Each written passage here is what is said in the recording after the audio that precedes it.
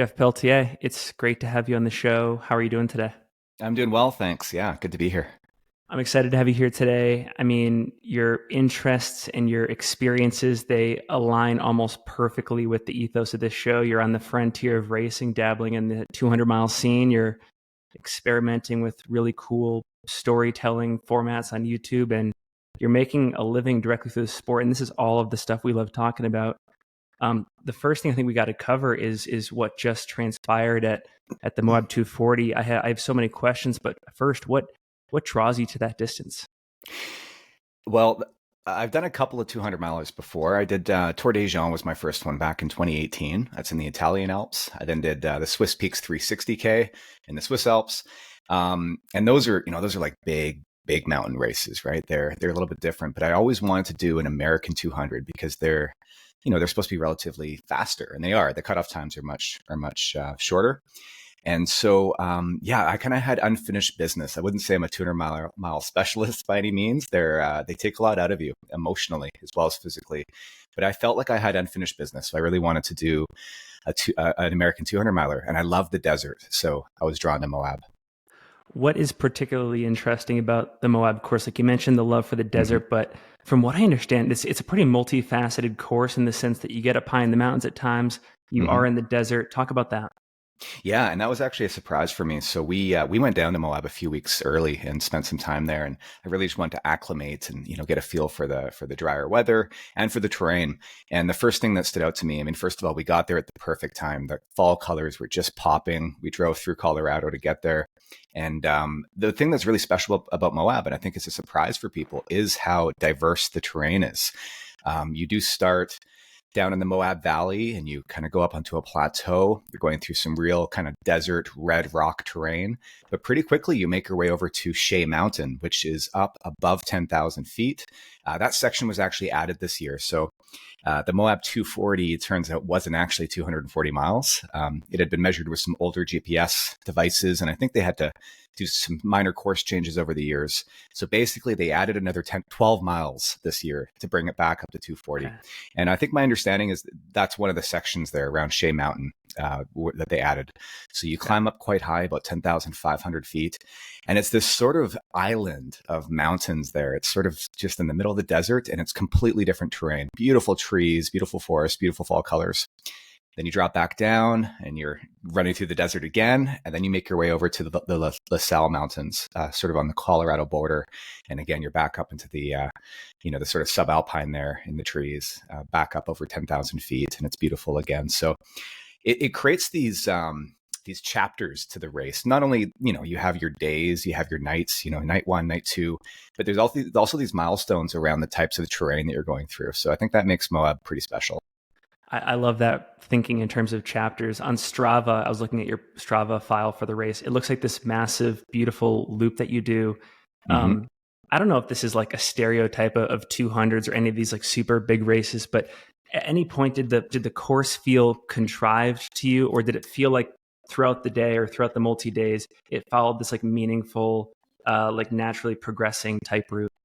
Yeah, definitely the latter, and that's one of the things that drew me to this race as well, and that's usually how I pick my races. I love a really good long point to point or a massive loop.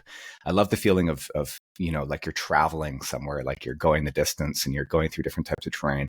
I can't stand a contrived course or out and backs and things like that. So um, all of my big races have been big loops, big point to points, and this one was exactly that. It was incredible. You really do circle the entire Moab Valley and end up back where you came from days later, and you feel like you've been on this huge journey, which of course you have.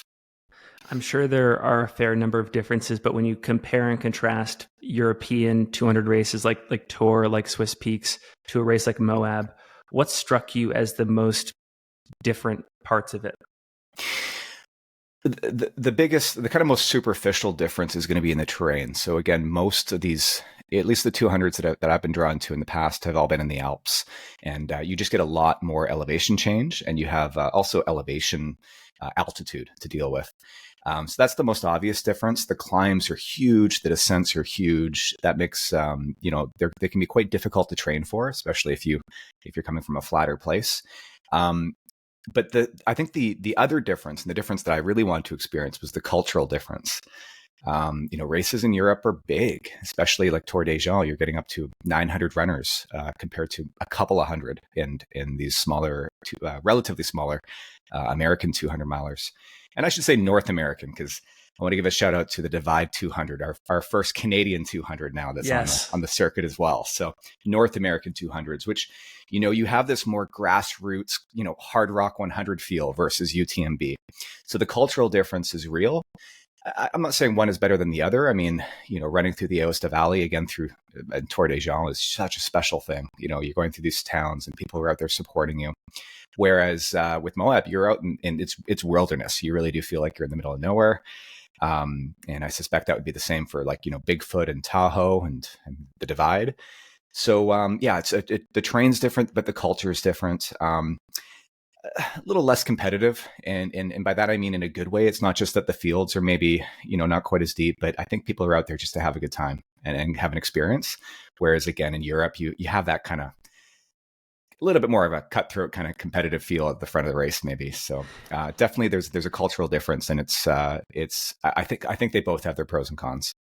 Interesting. One thing I want to get into is sort of the spectator part of it. And I can't imagine that there's a one-to-one comparison to a race like UTMB, which is like the Super Bowl. But were you surprised at all, going back to like Tour, how much fanfare there was throughout points of the course compared to a race like Moab, where it might be, I'm assuming, more desolate. You're more like out there on your own. Yeah, and I would say Tour des Gens is the UTMB of 200s. It starts out, with just this huge mass start. You're going through the town, and you end up getting bottlenecked pretty quickly, hitting that first trail. And the first day of Tour is like that. It's a lot of bottlenecks, and it's kind of waiting. But the nice thing about that, in comparison to UTMB, is that eventually by day 2, you're pretty much running on your own. And I remember having a feeling like it was just me and maybe a couple of dozen guys who were racing, and a few women, and sort of towards the front of the field there, which was kind of perfect. Whereas UTMB, you never quite get out of the crowds. You're always kind of still in those bottlenecks. So I think Tour des Gens has that kind of, it's the masses, but it's a long enough event that you do eventually string out. And whereas with Moab, I mean, you're kind of, from the start, people start to spread out, and that's kind of you, especially when you're sort of more towards the front of the field. It's you don't really get a sense that you're racing more than a dozen people. You mentioned that heading into this race, there was unfinished business. Is the business finished now, or are you going to go to a race like the Divide 200 or the Cocodona 250? Like, is this going to continue to spiral into more 200s? Yeah, I think this did spark something. It rejuvenated something in me for the longer distances. But also because there's a sweet spot here, I finished Moab in just under 71 hours. Some of these races, I think Tahoe, maybe it would be more in the mid 60 hours that I might look at a finish there. And that's very different than 113 hours that I ran at Swiss Peaks, where you're getting into the 4th and 5th day. You get that fatigue, that drowsiness really compounds. It really starts to compound. So if you can get done in 3 days, these races are actually enjoyable. Interesting. And actually, I want to get I have so many questions just on your overall strategy. And for context, I listened to your interview with Derek Lido, where you gave a pretty solid end-to-end race report. But I have some questions off of it. I guess beginning with the sleep, like you said 2 interesting things in that interview. You said, you can sleep too long because your body starts to get into recovery mode. And you also really have to make a decision early on about how early you want to sleep. So talk about that alongside your comment of like all of the compounding fatigue and the incentive to finish, obviously as early as you can. Yeah, so I think a sleep plan is something that every runner needs heading into a 200. Even if your plan is to not sleep, that's a plan in itself. I wouldn't recommend that, but you do need a sleep plan. I think you want to look at the aid stations that are available, the sleep stations. There might be some that are at lower altitude. They're going to be a little bit warmer. There's definitely going to be preferential places to sleep. In my case, I was lucky. I had a crew vehicle, a killer crew vehicle. It was a luxury camper truck. The Ross Monster. By the Ross Monster Baja. I'm so lucky. It was so cool. But it was also great for my crew. I mean, crewing is a lot of work, right? So it was the least I could do. to try to facilitate, having a good vehicle for my partner, Audrey, who, my girlfriend who crewed me, and she worked her butt off. And so at least it was a little bit more comfortable for her as well. But my sleep plan going into this was very specific. It was something I iterated on over, again, a few races. And it was based on my experience of not wanting to sleep too soon, because I've done that in the past too, where I tried to sleep after maybe 24 hours. I laid down, I couldn't fall asleep. I was too wired. I was too jazzed up. And it's a waste of time, just gearing down. And that's 10, 15 minutes I wasted. So you don't want to sleep too early, but you also don't want to dig yourself into a hole, trying to go 48 hours, say, without sleep. Most runners, I think, find they dig themselves into a hole. So for me, the sweet spot is around the 32 to 34, 36 hour mark. And that was my plan on this race. And that's exactly what I did. And I went down for 45 minutes. I also learned that, 15 minutes can be fine for a quick rejuvenation, but these kind of 45 to 60-minute naps seem to be the sweet spot for me, where you're getting a bit of a REM cycle, but you're not totally going into recovery mode like you would after 2-3 hours, where your body starts to, get maybe swollen and sort of sore and stiff and things. So 45 minutes to 60 is about the sweet spot for me. And I ended up sleeping 3 times throughout the race, starting on the second night. So a total of 2.5 hours. It's interesting that maybe 45 to 60 minutes is sort of that internal threshold for your body, where it's like anything over that, it starts to mistake the scenario where it's like, oh, maybe the race is over, or my work is done. Totally. And it gets into recovery versus like, no, we're still in this. Well, think about an afternoon nap, right? You go down for 45 minutes, you wake up, maybe have a coffee, you're back into your day. Whereas if you sleep for 90 minutes, you're getting some brain fog. It's a lot of carbon dioxide, I think, that built up in your blood as well. You also mentioned in that conversation with Derek just how much of like a team sport these 200-mile races become, in that one of the areas you were looking to improve the most on at Moab was the logistics of it, the crewing part of it. When you think about the crewing aspect, where did you fine tune things, and what's like the before and after of your thinking on how important a crew is and where they play a pivotal role? Sure. I mean, you don't need a crew. You don't need pacers. In Europe, you don't get pacers. And in Europe, the races tend to be very difficult to crew. But it definitely helps. My first race, Tour, I had no crew. And there was just a lot of wasted time. And what ended up happening there actually is I got adopted by some other runners who did have crew, who I was running a lot with, and their families and friends would see me and they'd go, "Hey, Jeff, come on here. Let me get you some pasta while you just sit tight, or let me pop that blister for you." And then Swiss Peaks, Audrey did crew me there, and it was a lot of work for her. I mean, those big mountain races, there's a lot of driving. You might drive 1,000 kilometers, 600 miles to crew somebody doing a fraction of that up and down these valleys. And we didn't quite have it nailed there, mainly because she had a sedan. We were trying to rent hotels for her. And after that, we said, no, the way to do this is a camper van. That's the way to do this. Make sure the crew stays mobile and can sleep when they can sleep, at the aid stations. And that's what we did this time. We had the Ross Monster Baja, and it had a fridge and a freezer. So I was able to keep, some of my nutrition products in there, my ketone IQ shots. Yeah. We had, spare clothing. There was, of course, a bed. Sleeping warm is really important. You don't want to be too cold. A lot of people will take these dirt naps on the side of the trail, and I try not to do that.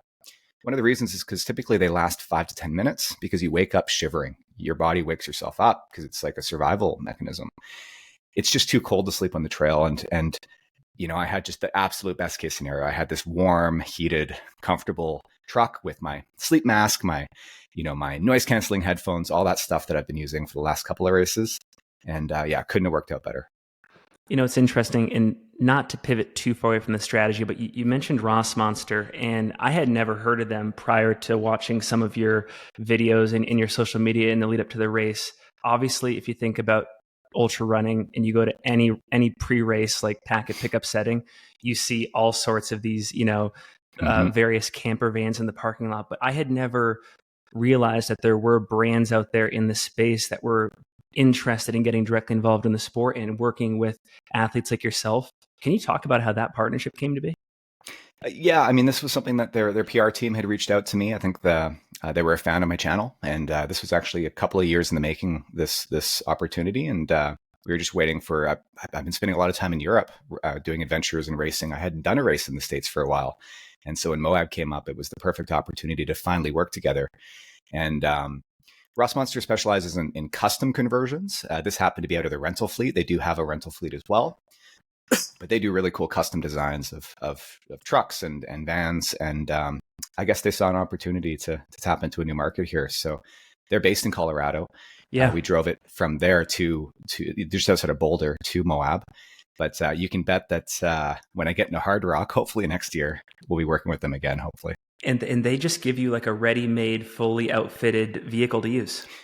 Yeah, so this one was from the rental fleet. It was their show vehicle. So this is the one that they would take to, expos and stuff to show off.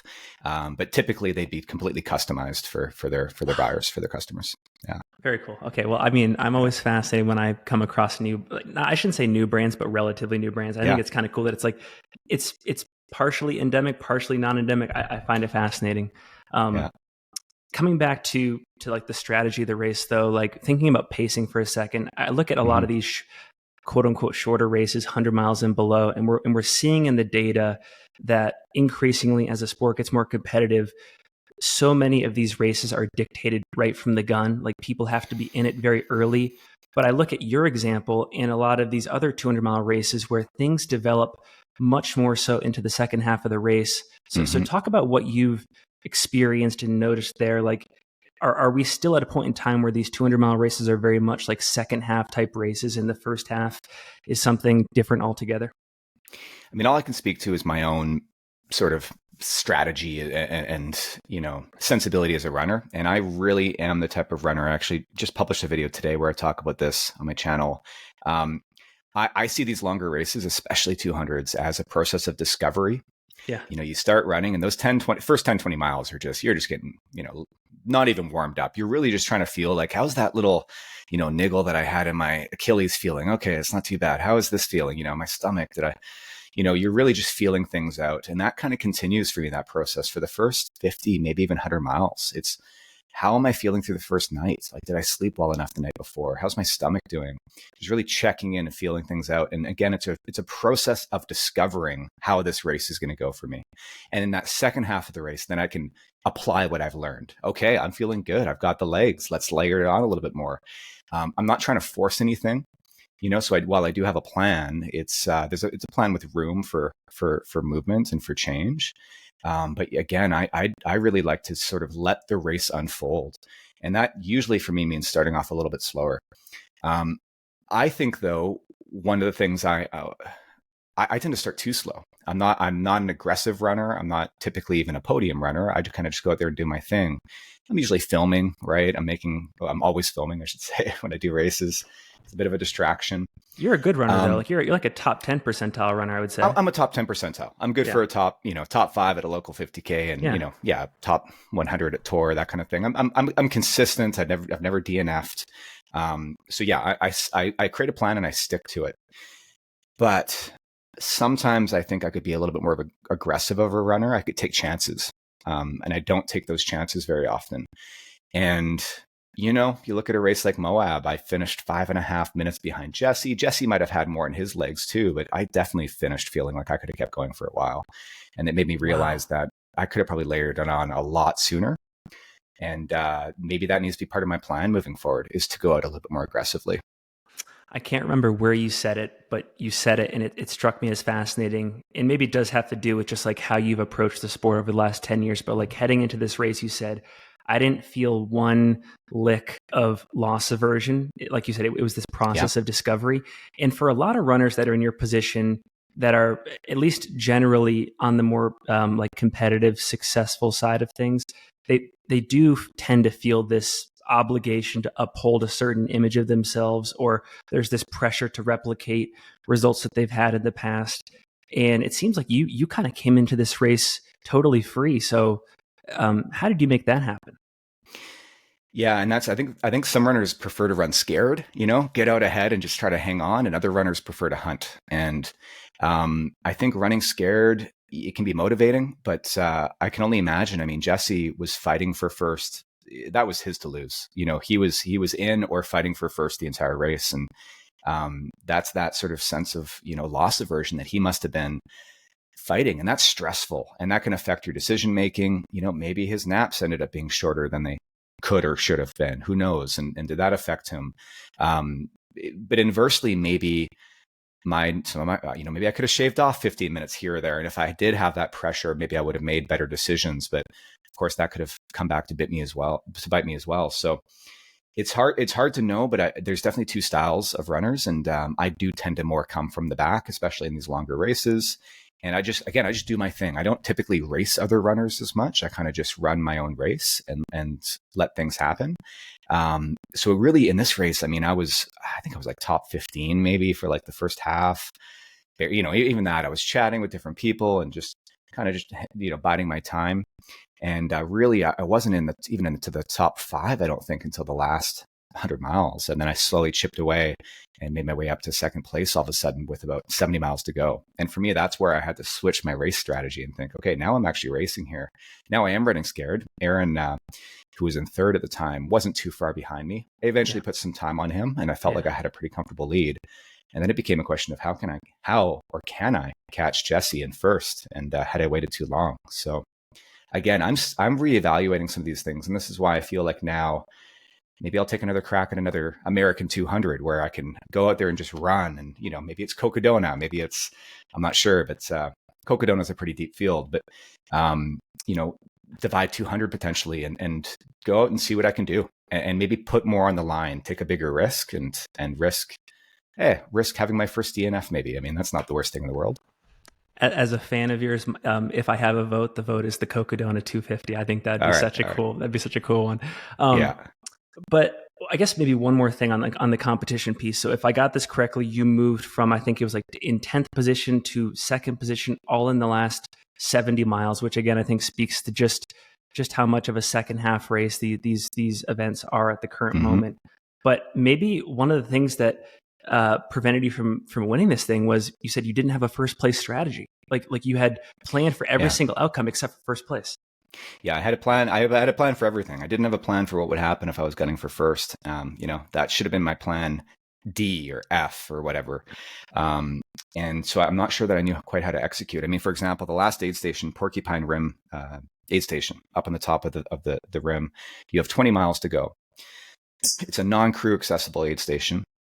I got there right as the sun was coming up. I pull my headlamp off. I go in there, grab a bit of food and water.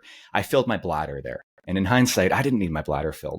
But when I pre-ran that section, it was much hotter. It was later in the day. And I ended up drinking like 2.5 liters during running that section in my training. And I ran out of water. And I didn't want that to happen. But in the end, I drank basically no water chasing down Jesse. And so halfway down the hill, I'm dumping out my water, thinking I don't need all this weight. And I'm thinking, well, I also didn't need to spend a minute and a half sitting there filling my bladder. So that's a good example of where, I was still acting like I was pacing this longer race when in reality, we only had 20 miles all downhill to the finish to go. And I could have probably shaved off a couple minutes right there. So those are just little things that's, these split second decisions ultimately that can cost you minutes, that really add up, especially towards the end of the race. And I think I probably would have, looking back at my this truck camper was amazing, but it might have been a double-edged sword because maybe we spent a little bit too much time. Maybe I got a little bit too comfortable in there sometimes. And whereas the guys who were out there shivering and just working from the drop bags probably got in and out, right? Maybe they saved 5 minutes here, 5 minutes there. That could add up real quick as well. So I need to reevaluate that as well. I need to maybe look at not going inside the truck, use the truck, but work outside of it, for example, so I don't get too comfortable. That would be one way to maybe shave off a few minutes. Maybe in the next conversation with Ross Monster, it's a slightly more stripped down version of their RV. That's right. Yeah, exactly. What do you recall from the conversation at the finish line with Jesse Haynes, who won the race? Did you guys share any just interesting back and forth there? Yeah, I mean, I asked him right away. I said, were you looking at the tracker that whole last 30 miles? He's like, dude, yeah, tracker in one hand, refresh. I mean, we basically got cell service heading up towards Porcupine Rim. And from there, it was like, we both had too much information. So I'm chasing him down, thinking okay, let's speed up a little bit. I'm looking is he speeding up? How is our gap not narrowing, And he was. I think he was responding to what I was doing as well. So yeah, that was definitely one thing we kind of joked about. And I think at one point as well, I had a sense he might have been hiding his headlamp from me at one point when we were, we had maybe a half-mile gap heading up towards that final climb, and his headlamp kind of disappeared a couple times. And admittedly, I was doing the same thing for Aaron behind me. So yeah, we definitely were playing games a little bit, but no, I think we were both just, I think he was a little surprised that I had kind of come out of nowhere, basically, because he even said that, I think it might have been Geyser Pass aid station, where somebody said, Jeff's right behind you here. He's just sleeping. You better get out of here. And I think he said, like, no, you mean Taylor, right? And they said, no, Taylor dropped. It's Jeff. He's caught up. And so he's like, who's Jeff? Like where did he come from? I didn't think I was racing him. And I had never actually, we had never met either. So when I crossed the line, the first thing I said was, it's nice to meet you, finally. Because I hadn't even seen his back. I think I saw him once on the trail right towards the end. Otherwise, he was just a dot on the tracker for me.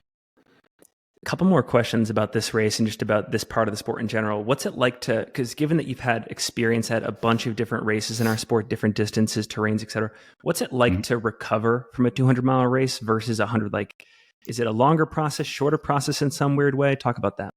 Yeah, I mean, it's not unlike a 100-miler in that it's not so much that your legs are sore. It's a deeper fatigue. Your immune system's just shot. You need a lot of naps. You eat a lot. I've been eating a lot, and mostly more frequently. I'm just always a little hungry. Pretty dehydrated as well, although that's mostly, I think, from the dry environment that we were in. But this time my recovery has been pretty good. And I was surprised because in those final miles, I mean, we really were running hard, much harder than you normally would at the end of a 200. And I remember thinking, I'm doing damage right now that I wouldn't need to, this is going to delay my recovery. This is like, yeah, this last mile, that's another couple of days recovery. That's another couple of days. But I feel pretty good. I don't have a lot of, often you get a lot of water retention as well. I didn't have much of that. My one ankle was a little bit swollen. My dorsal flexor was a little bit aggravated. So that got a little bit inflamed. But in the past, I've had a lot of water retention and swelling. And I had a little bit of that, a little bit of night sweats as your body tries to rid itself of all that. But not too bad this time. And I attribute that to a pretty heavy intake of protein. I was using NAC products, a Canadian company. Yeah. Who are I say they're a Canadian company. They're now the official sponsor of UTMB. So I'm sure everybody's heard of them. Yep. And their products have protein and amino acids. And that was something I picked up on my second 200 miler, learning that you do need protein. You need other macronutrients during these multi-day races. You can't just live off sugar and carbs. And that also helps with your recovery quite a bit. You've got, if I understand correctly, you have a movie coming out about this race somewhat soon?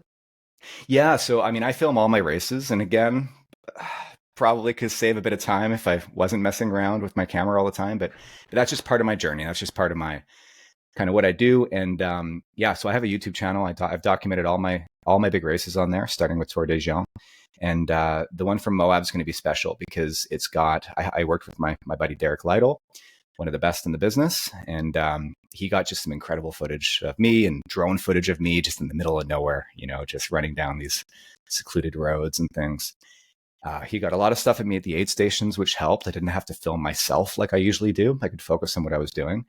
And also we're telling Audrey's story of crewing this thing. So it's really the logistics. It's the whole kind of thing, the whole how to crew, how to run, how to pace, how to do the whole thing. You'll hear from my pacers, my crew. Hopefully like a pretty detailed picture on how to, I think, execute pretty well in a 200. I think we nailed it in most aspects on this one.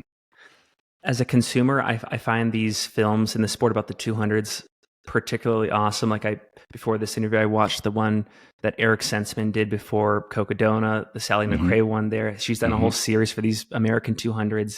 And I think because of the distance, it takes on sort of this reality TV show type mentality where like every single day is different and there's all sorts of intentions and obstacles and perseverance that comes into play that isn't always, there's not enough time, as weird as that sounds, in 100-mile races to develop. So I'm excited for this to come out to see what happens. Yeah, there's a real story arc that can develop in these 200s. And there's, people can, you have multiple lows, lots of lows. You have highs, and you can come back, and you can fade and make your way back up the field. So a lot can happen in these races. So it definitely lends itself to storytelling. My film hopefully will be ready, let's call it mid to late January. Awesome. Yeah, and we'll make sure to link to it when it does come out over time. Awesome. Well, I do want to also talk about your channel specifically, your filmmaking background, your approach in this arena. And I think I want to start with sort of your entrepreneurial origin story, because I've heard a lot of things. I've heard that, you've got this video production agency.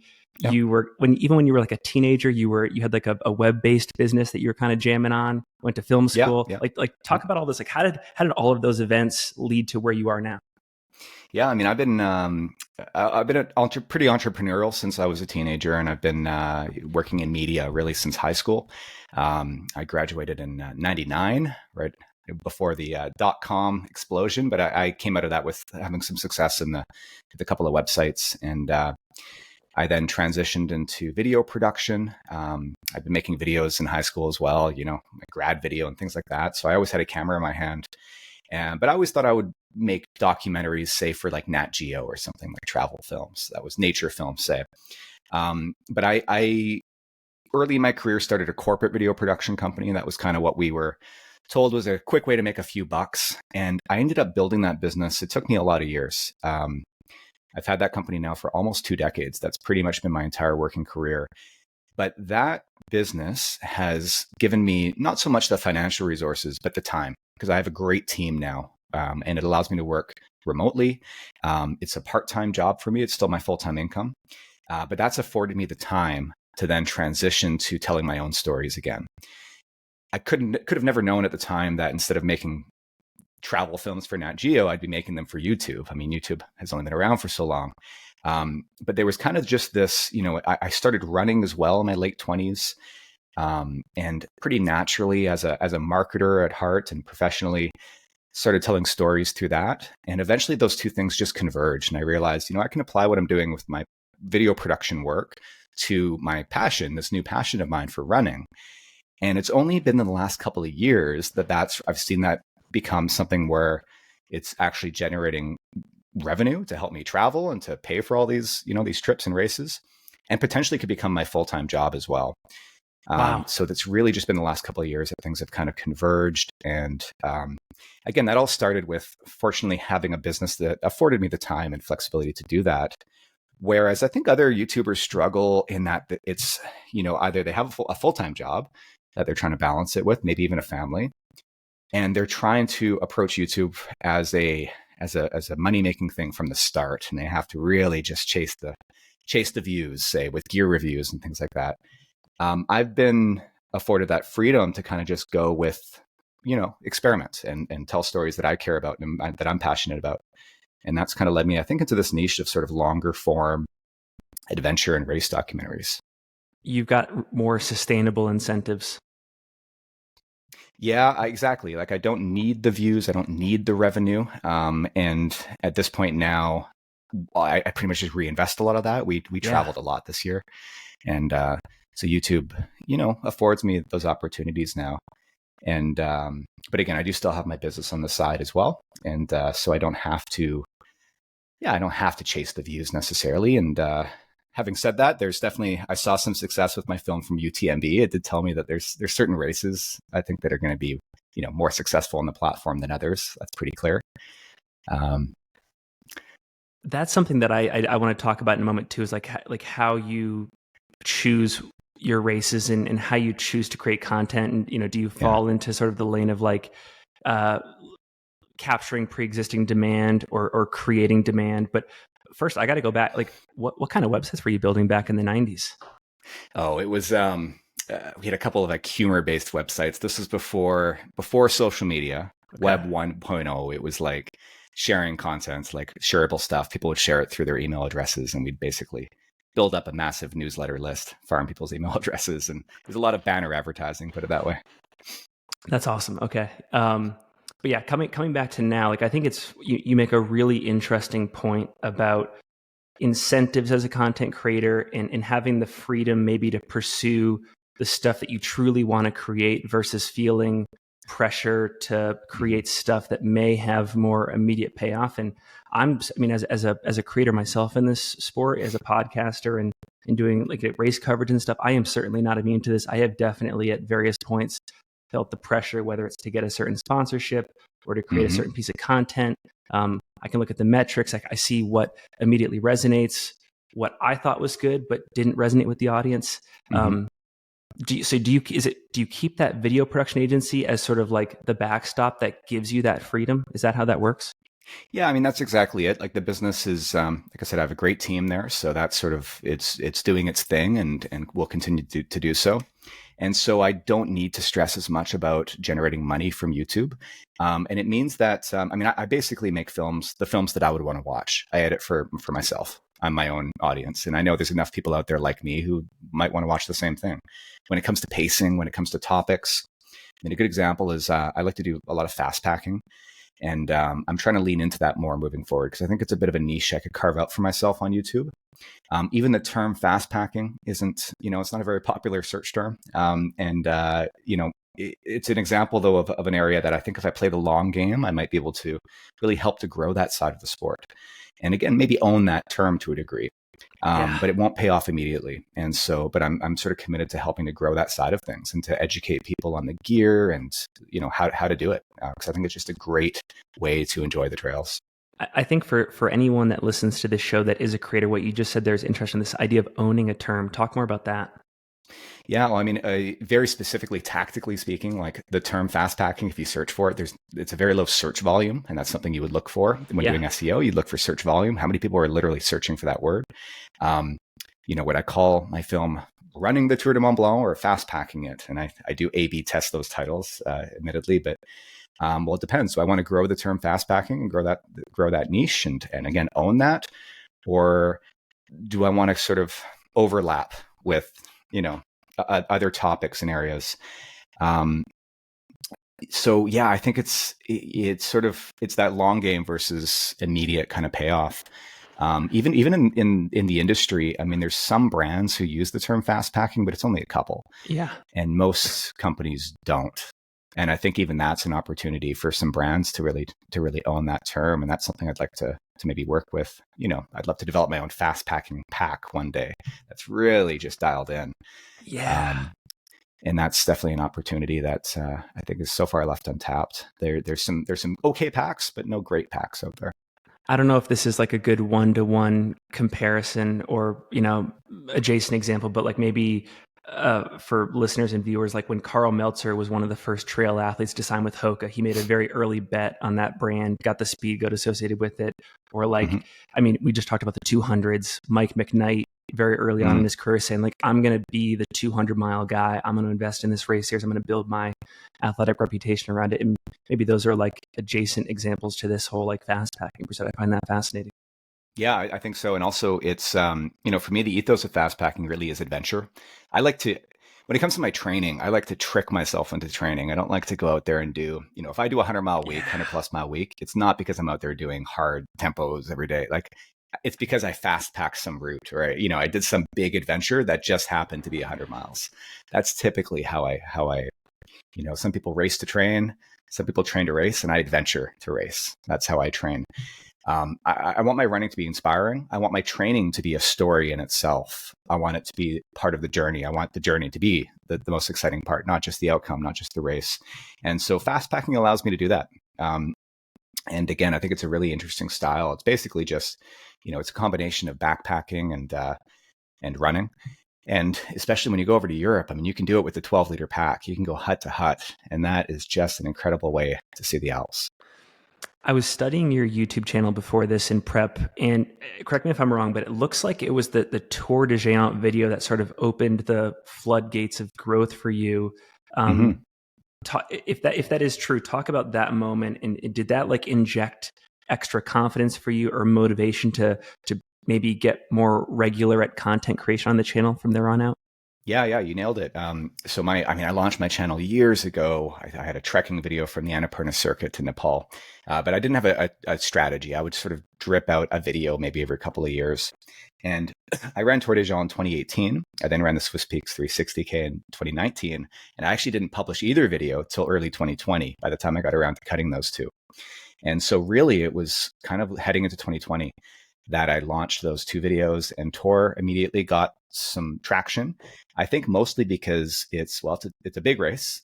It's a difficult race, but it's also a hard one to film. It's really hard to have the wherewithal to capture races like that. And I think that's maybe a competitive advantage I have on YouTube is content creation, video production is so second nature to me. I don't have to think about it. And in fact, sometimes when I'm in the worst place in a race, when I think, I should get a shot of this, it snaps me out of that. And it just brings me back to life. And I'm running around getting establishing shots and close-ups. Yeah. People are looking at me like, are you racing? Are you in the race? Like, because it's so second nature. I've been doing it for, almost 30 years. I've had a camera in my hand. So, with these longer races, like and Tour being one of them, I think my content stands out a little bit there. And again, Tour just happens to be a really big race. So that did get me a lot of views. It got me some credibility as well. And most of my content has stemmed from that and from my other events where I'm not coming into this saying I'm an expert in anything. I don't claim to be an authority. I just say this is what worked for me. And people are asking me, what shoes did you use for that race? What was what pack? How did you train for it? And I'm okay. Here's how I trained. Here's the shoes I used. And so as I've continued to do some of these adventures and some of these races and had, again, okay results, top 10 percentile, I get more questions and I get a little bit more credibility as well, I think, as far as those responses go. So for me, it's been an organic process, just kind of responding. And again, it's only been the last year or two, really during the pandemic, that I sat down and thought, I think when travel resumes, I can really lean into this content production thing. And it's only been the last year and a half where I've got lists, I've got Gantt charts, I've got, everything planned out. I've got content planned out for months at a time, sometimes up to a year at a time, especially when it comes to some of my product integrations. But it was a very organic process to get there. I kind of stumbled into it, kind of like my 200 racing strategy. I sort of discovered that along the way.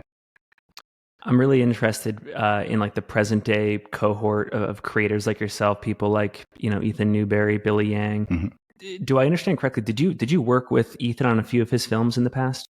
Yeah, early on, I helped out. I shot all the on-course footage for Wonderland, his film about Gary Robbins' FKT and the Wonderland Trail. So I did all the running footage on that. And that was back in the day with a manual Steadicam. This was before DJI Ronins and, before GoPro was a usable camera. I did help out a little bit on his Barkley film as well, some interviews here. But that was kind of around the time I was sort of stumbling into this idea of maybe launching my own YouTube channel, but I still hadn't really committed to it yet. Is there, and obviously, you have a ton of experience in film production, storytelling, but like from people like Ethan, maybe even other fellow YouTubers out there, is there anything that you've been inspired by or you've picked up from their approach to, choreographing the sport? Yeah, I think for me, I had to build the confidence to get in front of the camera. I've always been behind the camera professionally. So learning to be a little bit more vulnerable. I think Ethan he had a first mover advantage for sure. But he was also very good at that. He was good at being vulnerable and putting himself out there. The storytelling part is still something I'm learning because it's a different type of storytelling, telling your own story. And I think moving forward, I could see incorporating other athletes and other people a little bit more and telling their story, but from my perspective. So I would always still be a bit of a character in that. But more lately, though, and kind of moving forward, I'm looking more towards traditional television production for inspiration. The formats of getting away from vlogs, for example, and really adding production value. Anthony Bourdain style, say applying that to trail running. So travel and, meeting people and telling their stories and me kind of being a facilitator, a host of that. I could see getting a little bit more into the science of trail running. And again, maybe I'm the guinea pig and I'm experimenting and learning these things as I go. So I do actually look more now toward outside of the sport for inspiration. Because I think that's, why reinvent the wheel? There's content formats that work and have worked for a lot of years. They work really well that can be applied back to our sport. And part of that, I think, is just, a bit more higher budgets, higher production value, quality over quantity maybe as well.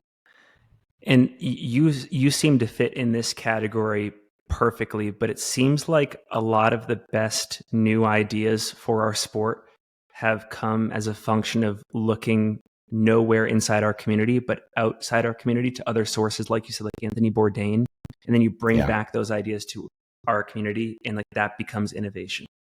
Yeah, well, I mean, I learned this lesson early on with my video production company, my communications agency, where clients would come to us and, you're working with a roofing company. They say, we want a video like this other roofing company. And we're like, no, let's look at other industries. There's people doing other things aside from your direct competitors. And I remember having that lesson, early on, which is you need to look outside of your immediate circle, because every problem has been solved before. And there's so many opportunities out there. And again, I think content formats and themes and approach, this is a good example of that. I take a lot of inspiration from travel documentaries and how I can apply that to my trail running films. Because for me, destination running, traveling, getting to meet new people, explore new cultures and new places, that is one of my favorite parts about trail running. So I definitely try to bring that to my films as well. On a side note, and this is a bit of an inside ongoing joke on the podcast, but you pronounced it vlog. I also pronounce it vlog, and I've been getting made fun of for months that it's actually vlog and not vlog. Well, but you validated my experience. I mean, I would say vlogger, but I think vlog sounds better than. Yeah, I agree. I wouldn't say blog. I would say blog. But right, anyway. exactly. Yeah. Well, one more thing on that front. So you said you could see yourself getting into sort of the science of trail running, which I think is super cool. Like, becoming a guinea pig and N of one, and people take from that whatever they will. There's a guy, and this is super far out, but his name's Brian Johnson. And I just listened to this podcast. He has this website called The Blueprint, where he's essentially trying to become immortal. And so he's, with all of the existing science, he's taking all the certain supplements, eating a certain way, sleeping a certain way, all this experimental stuff. He's just documenting his path to immortality, if that works out for him. I could see a similar type of series take place in trail, where it's like, based on all of the latest research around coaching and nutrition and sleep, I'm going to live like the prototypical, like cutting edge way to like PR at a 200 or something like that. Yeah. Well, that's just it. I mean, I am I'm a cerebral athlete. I'm not a natural athlete. I need to think my way through the sport. That's what appeals to me about the sport, the longer distances. You can think your way through it. This is why I don't run, vertical kilometers and stuff, because there's not enough time. Yeah. But I troubleshoot, I iterate. And so that sort of approach, I think, is something I naturally do. I'm always trying to learn. I'm curious, but I'm not an expert by any means. So I think learning from other people is the approach, is my approach. And yeah, I think that kind of content would probably be interesting for other people as well. I think you kind of already answered this, but I want to bring it up again. Like, when I think about the trade-offs of being like a traditional YouTuber versus more of a traditional filmmaker at heart, you look on the YouTuber side, high publishing cadence. They don't do much in post-production. A lot of them are algorithmically motivated. That's a big word for me. But like, you don't seem like you give in to those pressures. Do you feel any trade-offs there? Do you feel like you're making any sacrifices in the process? Yeah, I mean, of course, I'm sacrificing channel growth. I've had very slow but steady channel growth, and it's sustainable, I think, but it's not growing at quite the rate it could be, because I'm not doing the clickbaity stuff. I'm not doing the, and having said that, I have a lot of ideas for those kind of videos. Really, what it is, I need somebody to help me with that kind of stuff. I have, I'm already so backed up just from my adventure films from this year, yet alone trying to take on other topics. But I'm in it for the long haul when it comes to content production. YouTube happens to be the platform I'm focusing on right now, but I see myself as an outdoor adventure filmmaker first and foremost, not a YouTuber. And I say that because I don't even see myself as a trail running filmmaker necessarily. Long term, I mean, 20 years from now, I might not be running as much, but maybe I'll be doing other kinds of adventures. And I think the same type of storytelling can apply to multi-sport events. Maybe, bike packing is something I would like to explore. And potentially just travel in general, where we go and do other types of adventures that maybe aren't running related. For now, though, I definitely am. I love the crossover with my running. So I'm not going to abandon that anytime soon. But again, having said that, I'm an outdoor adventure filmmaker.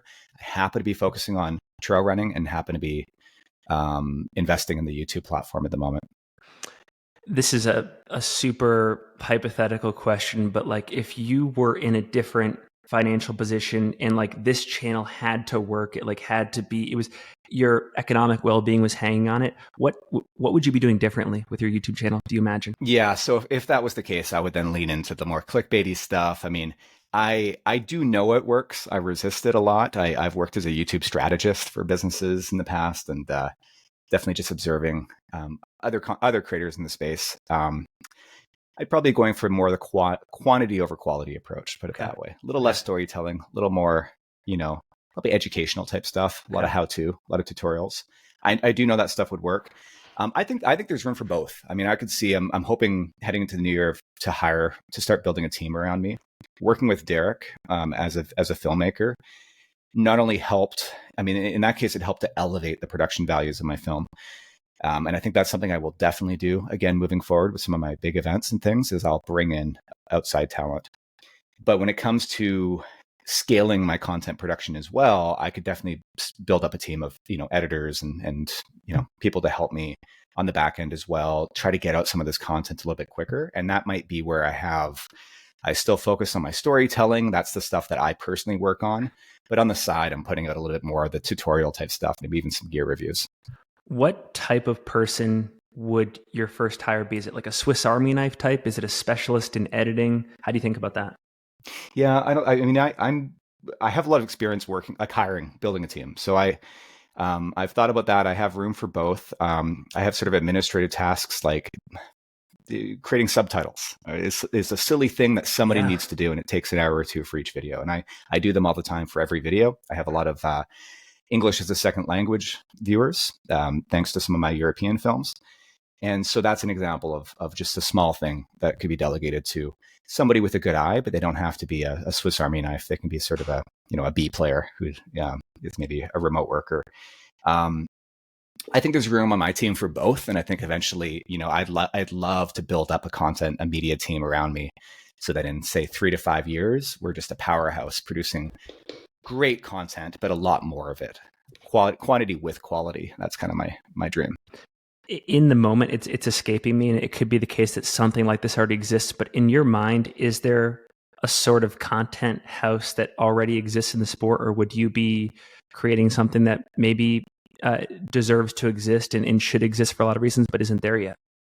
Yeah, I don't think it exists in the sport. Again, I look outside of the sport. I mean, Jamil's team is great. Don't get me wrong, but they're very much they're doing live streaming. They're in a Yeah. lot of places. They're not, and the production values. I mean, they're good, but they're not investing quite as much as I could see.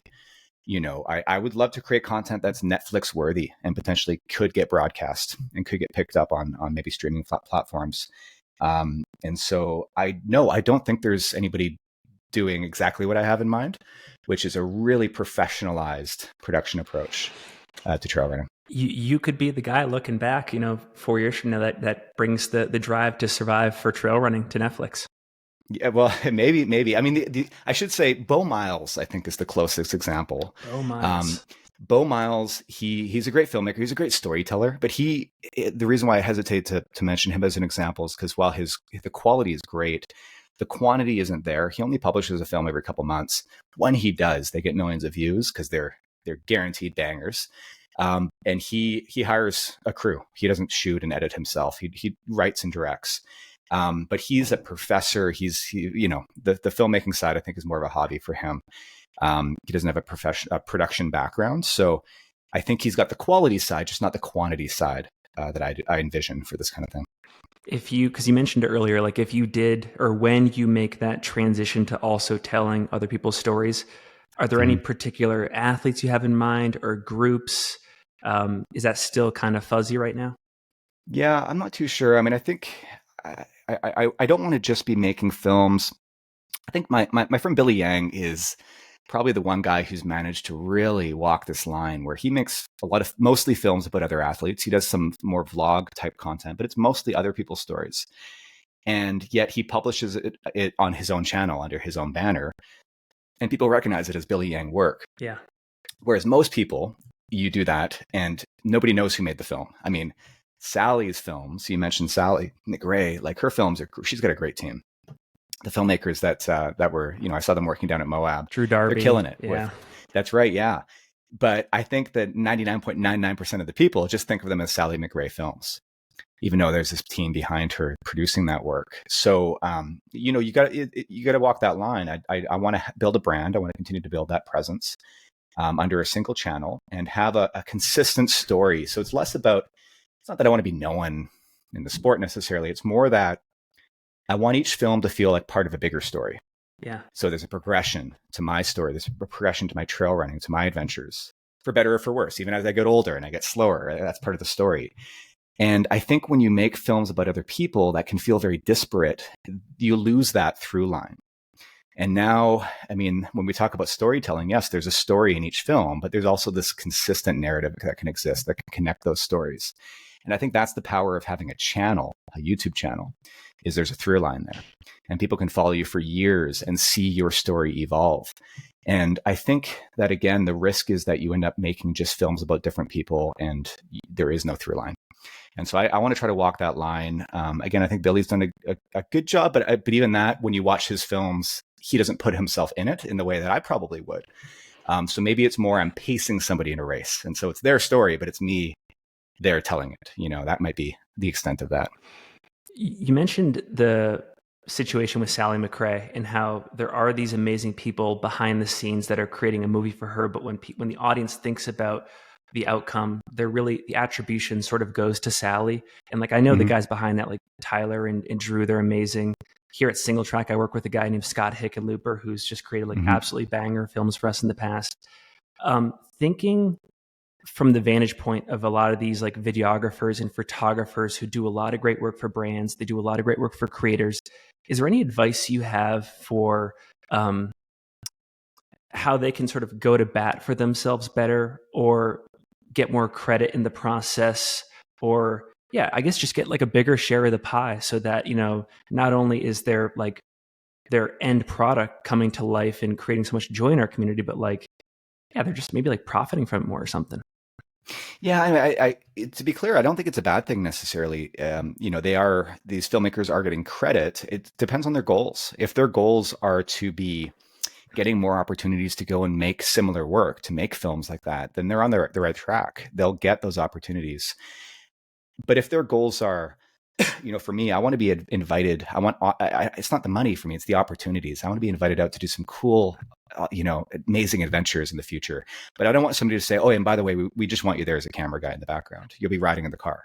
It's like, well, no, I want to run across the Sahara. I want to run across I want to be doing the adventure as well. So, it depends what you want to do. If you want to be, in the crew vehicle, filming from the crew vehicle, if that's the opportunity you're looking for, then that's fine. If you want to be a character, if you want to be experiencing that adventure for yourself, then maybe behind the scenes isn't the right place for you. So I think it really depends on your goals. Gotcha. Okay. I know that some of these questions I'm getting super in the weeds, but there are a fair number of people that are like athletes that are thinking about sponsorship, operators in the sport. So I think it's worth going down the rabbit hole. Coming back to YouTube for a second, like you think about like the slow but super sustainable and ultimately impressive growth you've had with the channel. When you think about the ROI, like year over year of adding 3,000 or 5,000 subscribers to the channel, do you feel like that number on its own, like significantly helps contribute to ad revenue or sponsor deals? Or is it part of like this longer term change where all of that adds up and like, it's more like 20,000 subscribers over 3 years is more life changing or situation changing? Well, I think subscribers as a metric is mostly a vanity metric on YouTube, meaning that it doesn't always translate into tangible results, whatever those results might be. If results are ROI, it doesn't even translate into views. I definitely see a lot of channels with a huge subscriber base where most of their videos don't get many views. Maybe the odd video does. And that tells you that there's something's wrong. Their audience isn't very engaged. And then you see other channels, maybe like mine, where the views are very consistently high relative to the subscriber base. I think that's a result of a couple things. One is there's different audience types that maybe don't subscribe, like don't actually have a YouTube account and hit the subscribe button. And yet when they see that you've posted a video, maybe on Instagram, they click over and they watch it. And then I think there's a lot of changes in the algorithm over the years where you don't need, I mean, first of all, if you've subscribed to like 300 channels, which a lot of us have, on your homepage, when you go to YouTube, it can't show 300 videos from 300 different channels. It's picking the best ones anyway, the ones that it thinks you're most likely to watch. So there's an algorithm even behind your subscriptions. And the algorithm has evolved to a point now where it doesn't even care if you've subscribed. Because if you've subscribed to something and you never click on those videos, it's going to go, you know what? I don't think this guy's really interested in these videos anyway. I know he's subscribed, but I'm going to show him this instead because I think he's going to be more interested in the new Billy Yang film instead of this, you know? So it's all about the algorithm at the end of the day. Subscriber count is just a vanity metric. Having said that, subscriber count, I think can help to attract sponsors and things, partners. There's definitely a threshold there. And also something I've noticed anecdotally is that subscribers beget more subscribers. There's an acceleration that happens because there's a social proof, I think, that happens where, you know, if I stumble on a film and I'm like, wow, this is good. Like, I wonder what else this person has. And I look down at their name and they've got 1 million subscribers. I just subscribe because I just assume they're probably pumping out good content all the time.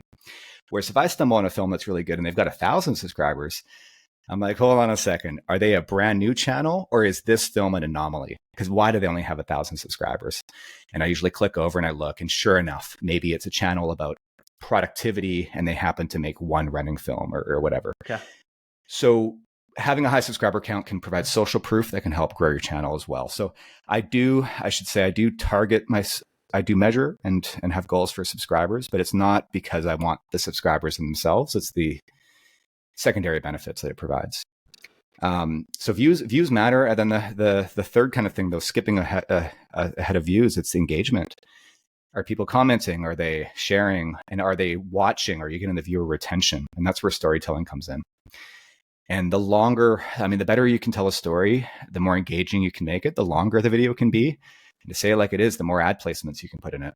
And ad placements, the number of ad impressions, not just the number of views, is what really turns into revenue.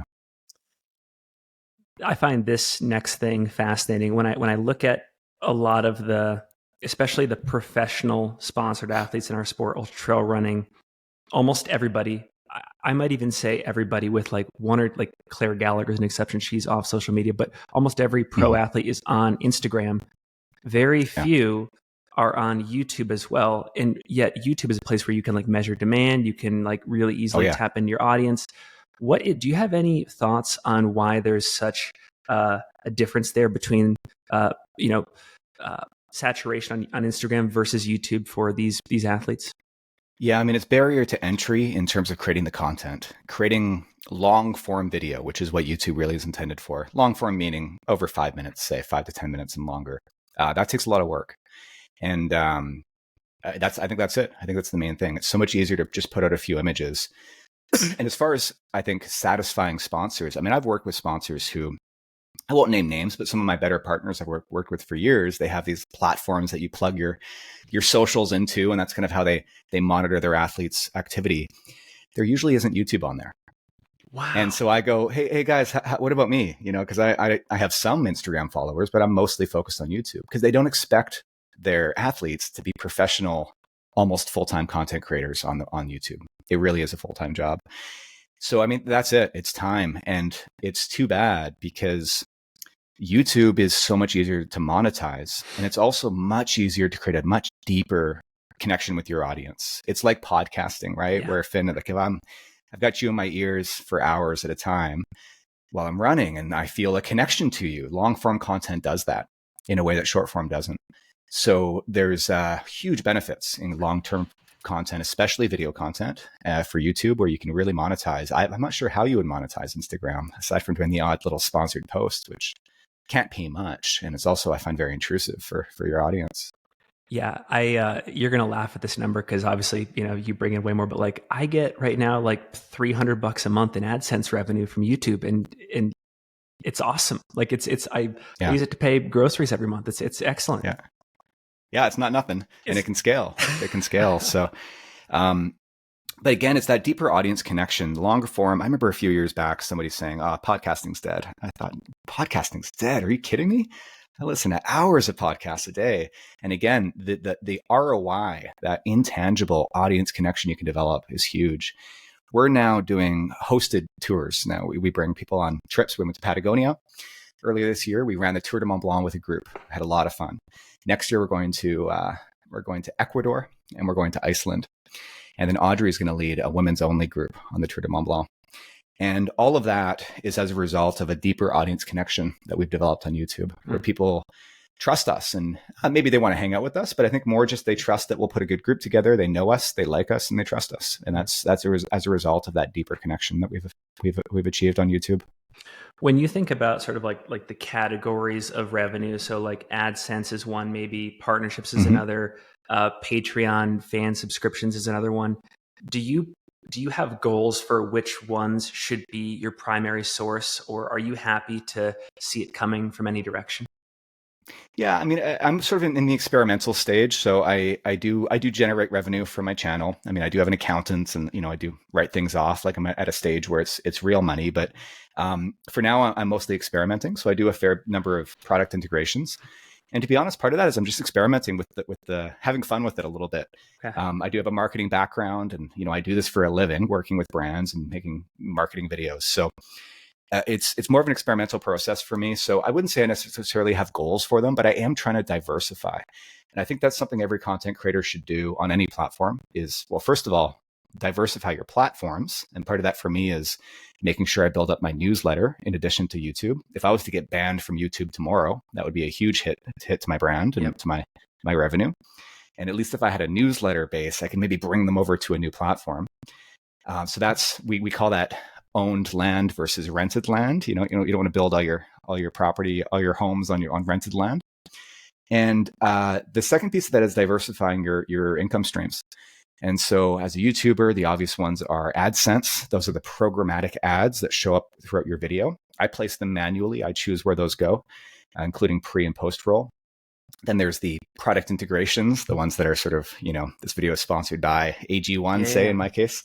And then you have the sort of more traditional sponsorships I have as a runner, working with companies like Solomon, where they kind of more sponsor me as a runner, but really it's, they like the fact that I get views on YouTube. It's not so much that I get results at races.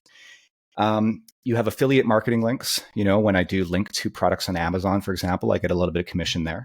And that adds up. It's not huge, but it does add up.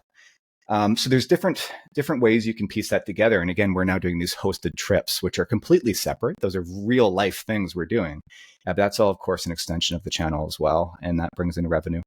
So yeah, it's piecing it together.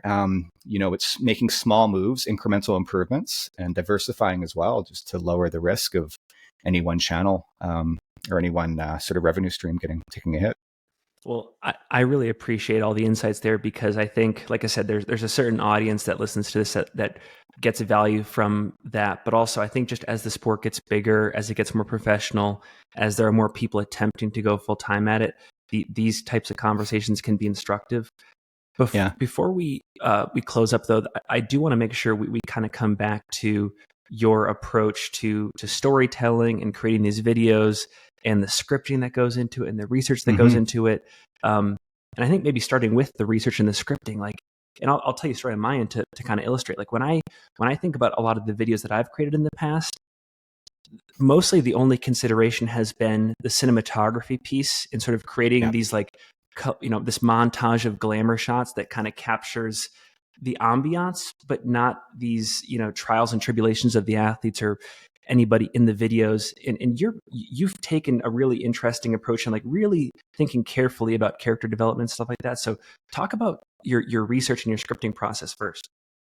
Yeah, and I have different types of content, and again, I'm still experimenting to see what works. I have I did 2 different series based on 2 different stage races I did with Racing the Planet, one in Namibia, one in Georgia, and I approached those really what if these felt like a TV show? There's a recap at the beginning, there's characters you meet throughout, and I really wanted to feel, and a lot of the comments are people saying, "Oh, this could be on Netflix" and stuff, and it's like, well, yeah, that's the point. I'm trying to make it feel like a Netflix show, right? Like it's. I didn't quite get the traction on those. I didn't quite get the ROI, considering how many hours I put in. And it taught me that maybe that format, maybe there's a happy medium there. I actually get better traction, I think, maybe with the algorithm on longer form as opposed to episodic. So that might just have something to do with the algorithm. But some of those, took a lot of research as well, because I'm really going into the, researching the place as well. So it's almost part travel vlog or part travel film. That's obviously a lot of work, and I'll usually do that research and script that in advance and have a shot list before I go to a place. Then there's other ones that I'm sort of discovering. So a little more documentary style. I'm taking notes. So I ran the Bob Graham Round back in June. That was a big project for me. Big investment as well financially. Spent the entire month in England, but it was just a great experience. And part of that is I was traveling, so there's a travel component, but also learning about the Bob Graham, the history, the culture over there. And I'm making notes and scripting as I go. So now that I'm back here, finally ready to edit, I do have the foundation. I have a script, I have some very specific voiceover written already. But I also kind of have a storyline kind of scripted and written and ready to go. So it kind of depends. It depends on what content. I have this kind of like bi-weekly vlog style thing I call my training diaries. Those I script in the sense of I use a teleprompter. So it's word for word scripted. And that's just who I am. I'm kind of a bit of a perfectionist. I can't wing it. I'm just not good at doing that. Yeah. So, I mean, you're crushing it in this conversation. Well, thank you. But also I'm trying to typically convey some very, very specific information. And I want to be concise. I want to be on point. I don't want to make mistakes. And I mean, even part of this is like, oh man, this isn't a complaint. I love all my viewers and I appreciate all the constructive feedback, but I get a lot of comments about pronunciation. And I do my best and I work hard at pronunciation and I still get it wrong. And so a lot of this is researching in advance how to pronounce things and making notes for myself. I apologize. It's not Nevada. It's Nevada. It's, I spent a lot of time learning how to say Azores Islands. It's not the Azores. And even the Bob Graham, I was corrected. It's Bob Graham around, not Graham. I'm always learning, right? So, and those are things that, you can't be just winging this stuff all the time if you want to be continually improving. Again, looking at traditional content production, it is all scripted. That's how you iterate. That's how you start creating cool transitions. That's how you plan your scenes out in advance. That's how you get permits to film in certain places that you wouldn't film otherwise. So I'm definitely moving towards a more scripted place. Okay. But that's obviously very different than, running a 200-mile race. I mean, that's not going to be a scripted film. The intro will be scripted. Some of the scenes might be. We had notes on the wall for the sponsors that we had to make sure we filmed. But otherwise, it's I'm documenting the adventure. So with this next question, I got to preface it a bit, and it's all around sort of like how you think about character development, you being the protagonist. Mm-hmm. Before I got into trail running, I was sort of a political junkie, and one of my favorite shows of all time is The West Wing. Aaron Sorkin, who's a great writer, and I watched this interview he did where someone asked him, what were his storytelling techniques and how did he think about character development? And his answer was, quote, "I worship at the altar of obstacle and intention." There's this person who wants to achieve this end result, but there's something standing in the way. And my whole script is them just fighting through that to get to the promised land. Mm-hmm. And I found that so simple, but also like the truth. And I guess in your case, do you think along those similar lines? And is it weird that you are that person that you have to sort of write for in these films? Yeah, I mean, it's that Lord of the Rings format, right? Yeah. And the funny thing is that, because I have thought about this, and I've thought about I should really be unpacking my character development and things and taking a more analytical approach. And then I realized, well, hold on, this is all built in. We're characters running a race, trying to overcome a challenge. It's literally written into the format of documenting a race. I mean, you don't have to go much further than that. And I think that's where we're lucky as trail running filmmakers. It's right there for us. We're going on a journey, and there are obstacles, some foreseen and some unforeseen. You don't really have to think too hard to find the story in a trail running film. And I think where it gets really interesting is when you find people with different backgrounds, and you do bring in, there's a thing about how, Star Wars, Empire Strikes Back. Yeah. There's always an internal struggle and an external struggle. You have to fight the bad guys, but you're also dealing with some kind of personal thing. And so when you can tell stories where there's also a second layer, an internal struggle going on. And again, I think with trail running, we often have those internal struggles as well. I think Sally's films, again, going back, Sally is a great storyteller herself. And I think she tends to really do a great job of showing the struggle. And sometimes it's both internal and external, sort of that doubt. Yeah. Can we finish? The external, the weather, the blisters, stomach problems. So that stuff's built into the sport. To the extent that you do consume other content in our community, when you think about what we're doing really well and where you see possible areas of improvement on sort of like the YouTube side of things or just like the filmmaking side of things, where do you see us really already being strong, and where would you like to see evolution or change? I like personally learning about the process. I mean, I would love if there was more. We always see Killian say bang out these incredible things, or Jim Walmsley, who famously hides his Strava and things. And I want to see them in the process. I want to see the training. I want to see how they got there. And unfortunately, I don't think we're always going to get that from the top level athletes.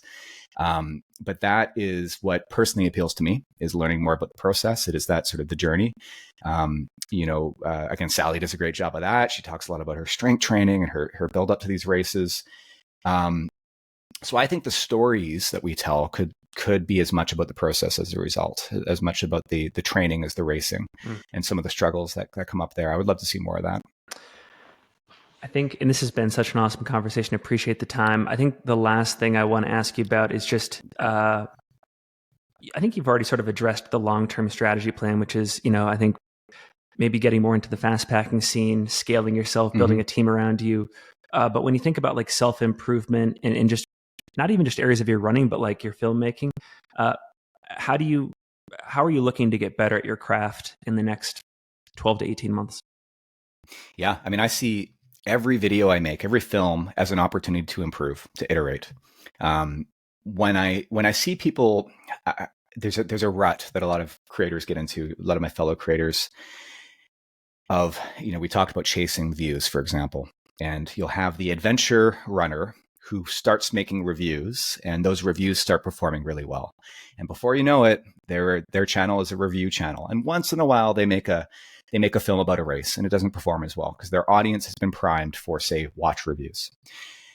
And I think the saddest part about that is that there's an opportunity cost. And I think about opportunity cost a lot in my life, in all aspects of my life. And the opportunity cost there, while they might be making money off the ads that are running alongside those watch reviews, the opportunity cost is that had they stuck with those adventure films, every time they made a new film, every video they would have improved a little bit.